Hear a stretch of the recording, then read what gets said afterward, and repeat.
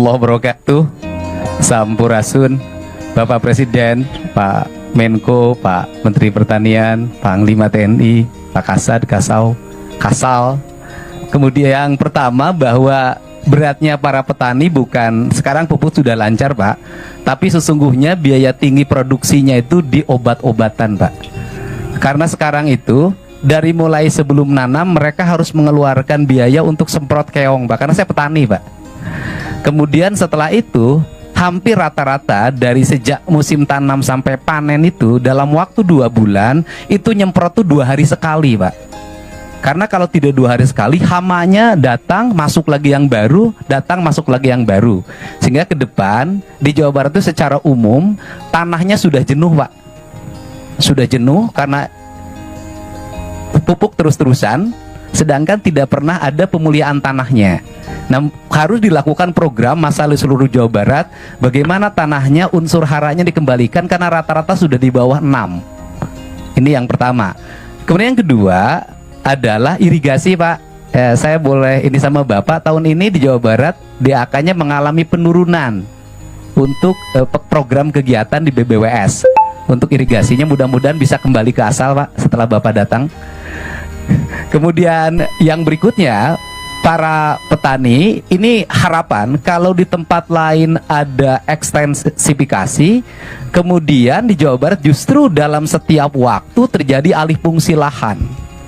Saya sudah mengeluarkan peraturan gubernur Pak minggu yang lalu melarang alih fungsi lahan dalam bentuk apapun, terutama untuk kepentingan pertanian. Apalagi di daerah Bekasi itu sudah hampir habis. Mudah-mudahan, tetapi itu masih ada problem Pak, karena tata ruangnya masih pakai yang lama Jawa Barat Pak. Kabupaten kotanya masih pakai yang lama, sedangkan perubahan tata ruang itu kan perlu waktu 5 tahun. Nah, sistem izinnya kan pakai OSS.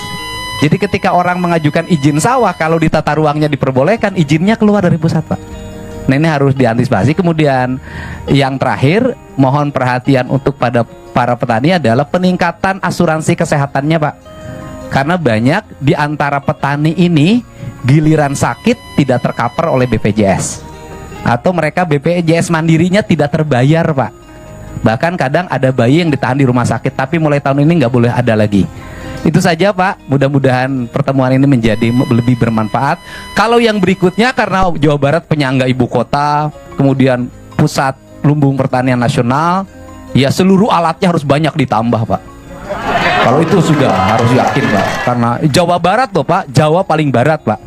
Jadi seluruh perlengkapan Pak Menteri mohon ditambah kalau ingin peningkatan produksi. Dan terakhir, saya minta di Jawa Barat masih ada areal perhutani, areal PTVN yang alih fungsi kepada yang lain-lain. Hari ini mohon untuk ditetapkan justru itu untuk peningkatan produktif pangan dan jagung Pak, dikelola oleh petani Pak.